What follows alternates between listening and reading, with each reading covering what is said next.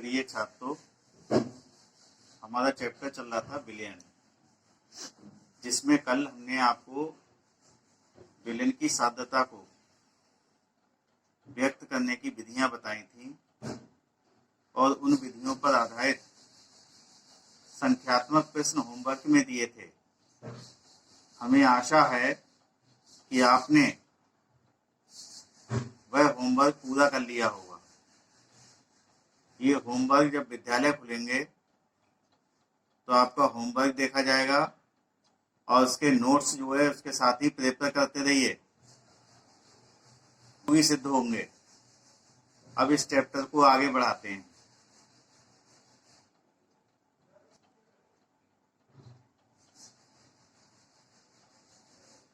ये जो होमवर्क दे रहे हैं और ये जो नोट्स आपको बनाने के लिए कहा जा रहा है, ये होमवर्क में दिए गए क्वेश्चन और जो नोट्स हैं आपके बोर्ड परीक्षा में काफ़ी उपयोगी सिद्ध होंगे, क्योंकि बोर्ड परीक्षा में अब 15 नंबर के संख्यात्मक प्रश्न आते हैं। तो अच्छे मार्क्स लाने के लिए संख्यात्मक प्रश्न करना अनिवार्य है। तो इस प्रश्नों को करिए। अगर कोई प्रश्न समझ में नहीं आता है तो 1 से 2 के बीच में आप मुझसे उन क्वेश्चनों को पूछ सकते हैं। अब इस चैप्टर को आगे बढ़ाते हैं। इस चैप्टर में अब आगे है विलयनों के अणुसंख्य गुणधर्म। अणुसंख्य का मतलब है वे गुणधर्म जो अणुओं की संख्या पर निर्भर करते हैं, अणुसंख्य गुणधर्म कहलाते हैं। इसको हमने लिखा भी है। विलयन के ऐसे भौतिक गुण जो उसके निश्चित आयतन में उपस्थित विलेय के कणों की संख्या पर निर्भर करते हैं, अणुसंख्य गुणधर्म कहलाते हैं। कुछ अणुसंख्य गुणधर्म निम्नलिखित हैं: परासरण दाब, बाष्प दाब का अवनमन, हिमांक का अवनमन, क्वथनांक का उन्नयन। इनके गुण जो है विलयन में उपस्थित निश्चित आयतन में अणुओं की संख्या पर निर्भर करते हैं। तो इस पर एक बहुविकल्पीय क्वेश्चन भी पूछ लेते हैं। निम्नलिखित में से अणुसंख्य गुणधर्म है, तो ये चारों को याद रखना है। अब इन गुणों को समझने के लिए पहले हम समझते हैं अर्धपारगम्य झिल्ली क्या है। किसी द्रव या ठोस की पतली परत को झिल्ली कहते हैं, जिसमें झिल्ली 3 प्रकार की होती है: पारगम्य झिल्ली, अपारगम्य झिल्ली और अर्धपारगम्य झिल्ली। यहाँ पर हमें अध्ययन करना है अर्धपारगम्य झिल्ली का। वह झिल्ली जिसमें से होकर विलायक के कण तो निकल जाते हैं, परंतु विलेय के कण नहीं निकल पाते, उसे अर्धपारगम्य झिल्ली कहते हैं। तो विलयन 2 चीजों से मिलकर बना होता है, विलेय और विलायक। तो इस अर्धपारगम्य झिल्ली में से विलायक के कण तो निकल जाते हैं, लेकिन विलेय के कण नहीं निकल पाते, अर्धपारगम्य झिल्ली कहलाती है। जैसे अंडे की झिल्ली, अगर अंडे खाते होंगे तो आपने देखी होगी, उसमें बॉयल करते हैं, जब छीलते हैं तो उसमें एक झिल्ली होती है, उसकी बाहरी सतह से अंदर की साइड में चिपकी हुई। प्याज की झिल्ली, प्याज छीलें आप, उसको उल्टी साइड में तोड़ें उसके पीस को, तो एक झिल्ली जैसी निकलती है। तथा किशमिश आदि अर्धपारगम्य झिल्ली के उदाहरण हैं। ये प्राकृतिक झिल्लियां हैं और ये कमजोर होती हैं। कुछ झिल्लियां कृत्रिम रूप से बनाई जाती हैं, जैसे चर्मपत्र, कैल्शियम फास्फेट, कॉपर फेरोसाइनाइड आदि। कॉपर फेरोसाइनाइड का प्रयोग काफ़ी होता है। तो इस झिल्लियों की उपयोगिता कहाँ पर है? तो कृत्रिम झिल्लियों का उपयोग परासरण क्रिया में 2 विभिन्न सांद्रता वाले विलयनों को एक दूसरे से पृथक रखने में किया जाता है। तो क्वेश्चन आ जाता है अर्धपारगम झिल्ली कैसे कहते हैं तथा इसका महत्व बताइए। तो अर्धपारगम झिल्ली की परिभाषित करना है और ये महत्व भी आपको बताना है। अब देखिए विसरण आपने पूर्व में ही पढ़ा होगा। विसरण क्या है? विसरण वह घटना है जिसमें विलेय के कारण अधिक सांद्रता वाले विलयन से कम सांद्रता वाले विलयन की ओर तथा विलायक के कारण तनु विलयन से सांद्र विलयन की ओर गति करते हैं। तो ये घटना जो है विसरण कहलाती है। अधिक सांद्रता वाले से विलेय के कण कम सांद्रता वाले में जाते हैं और विलायक के कण तनु विलयन से सांद्र विलयन की ओर गति करते हैं। अब देखिए हमें आवश्यकता यहां पर होगी इस चैप्टर में परासरण की। परासरण क्या है?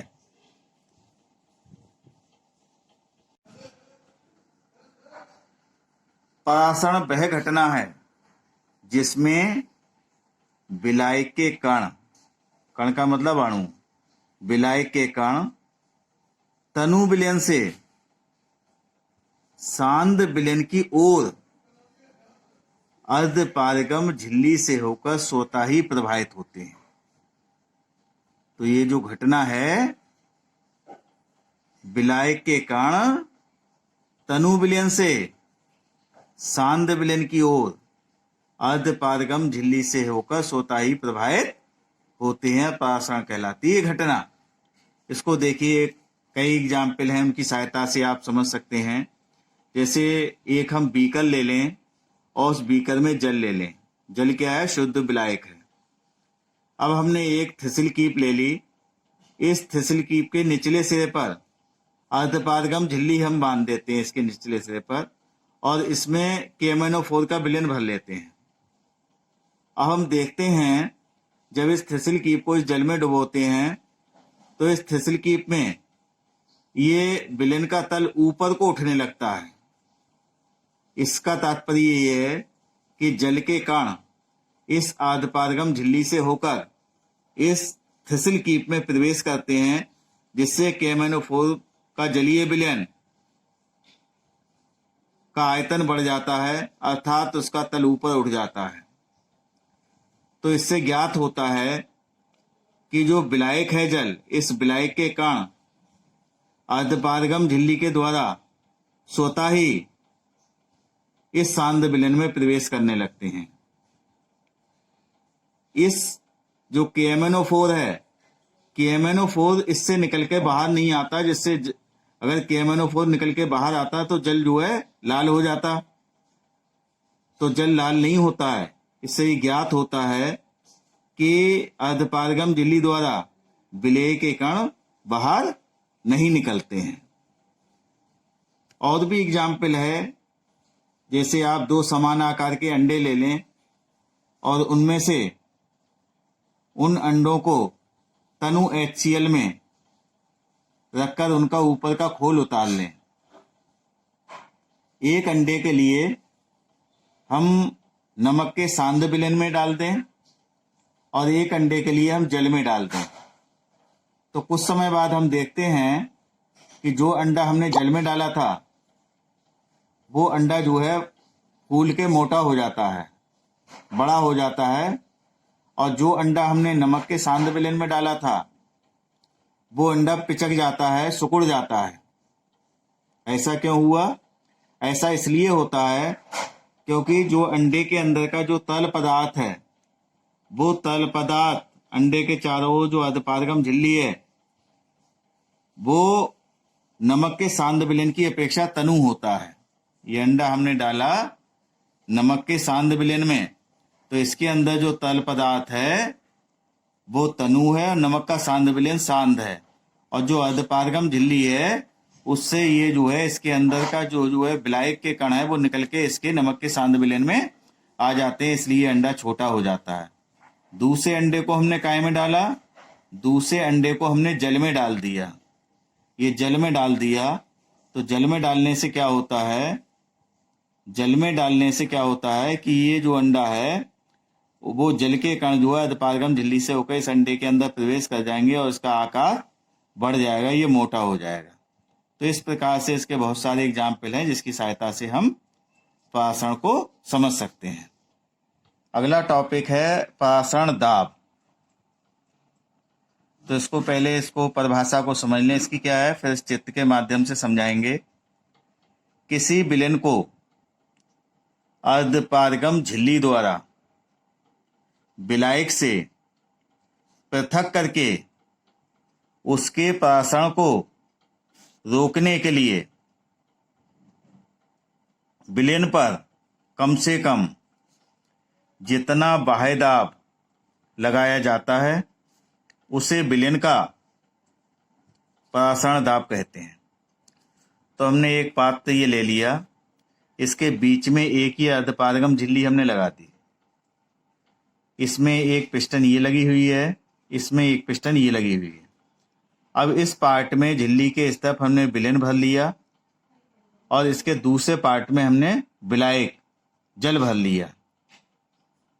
अब परासरण के द्वारा ये जो जल के कण हैं ये अर्धपारगम झिल्ली से होकर इस विलयन की ओर स्वतः जाना स्टार्ट कर देंगे, यानी जल के अणुओं का अभिगमन विलयन की ओर स्वतः होता रहेगा, जिससे क्या हो गया, इस विलयन का आयतन बढ़ जाएगा और ये पिस्टन ऊपर को उठने स्टार्ट हो जाएगी,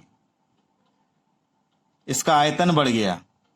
अब हम पिस्टन पूर्व में जहाँ थी इसको जब हम दबाएंगे, एक बाह्य दाब लगाएंगे, कम से कम बाह्य दाब लगा के ये पिस्टन जहाँ थी वहाँ इसके पूर्व स्थान पर ले आएंगे, अर्थात इस परासरण क्रिया को रोक देंगे। तो इस परासरण क्रिया को रोकने के लिए इस पिस्टन पर लगाया गया जो बाह्य दाब है वो ही परासरण दाब कहलाता है। अब इस परासरण दाब को मापने की 3 विधियां हैं। पहली विधि है फेपर विधि, दूसरी है मोस एवं फ्रेजर विधि, तीसरी है बर्कले एंड हार्टले विधि। तो बर्कले एंड हार्टले आधुनिक विधि है, ये एग्जाम में आती है, तो इसके लिए आपको समझना है बर्कले और हार्टले विधि कम समय में परासरण दाब मापने की ये एक सरल एवं आधुनिक विधि है। इस विधि में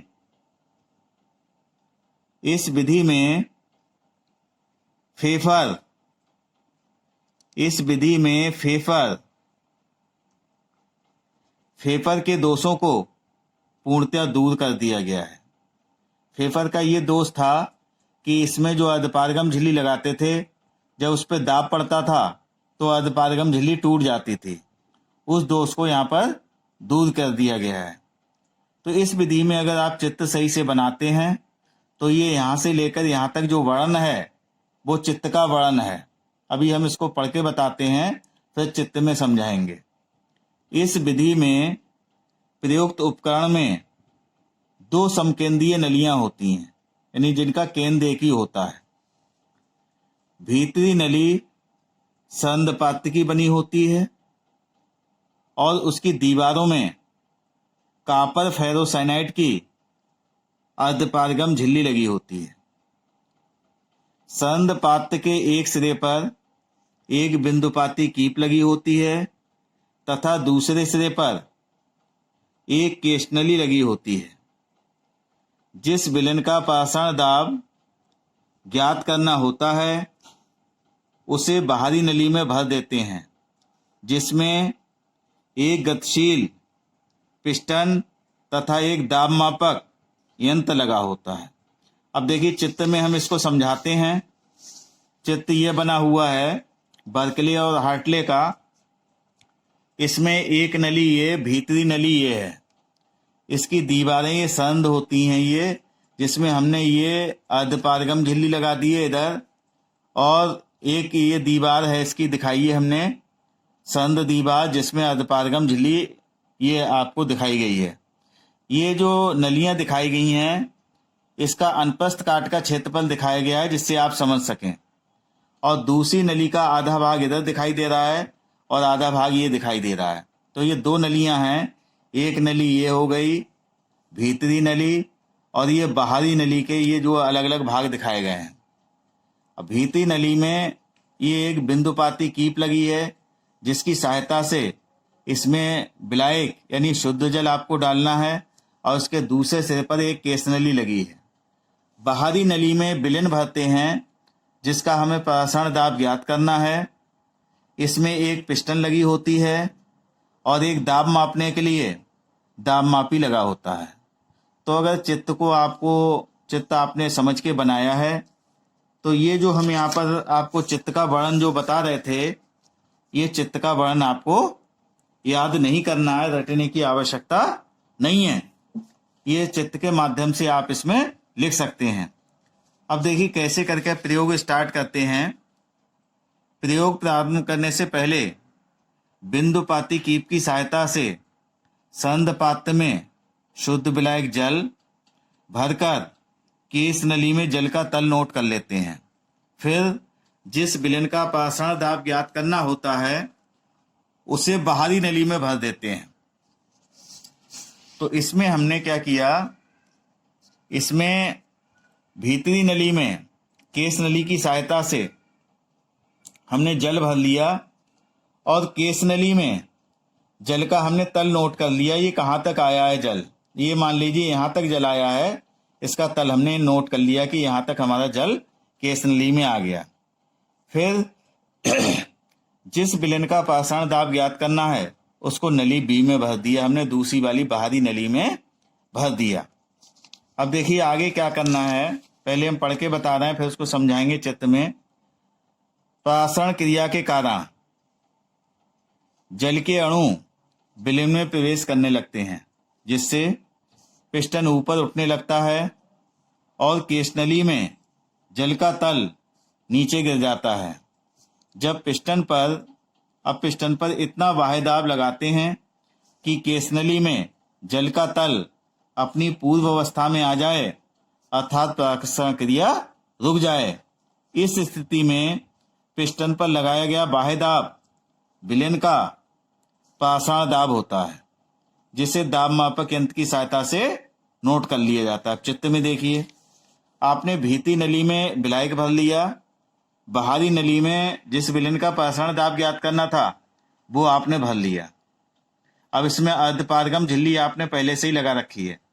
जैसे ही विलायक और विलेन भरेंगे इसमें प्रसारण क्रिया स्वतः स्टार्ट हो जाती है, अर्थात तनु विलेन से विलायक के कण सांद विलेन की ओर अवगमन करना स्टार्ट कर देते हैं।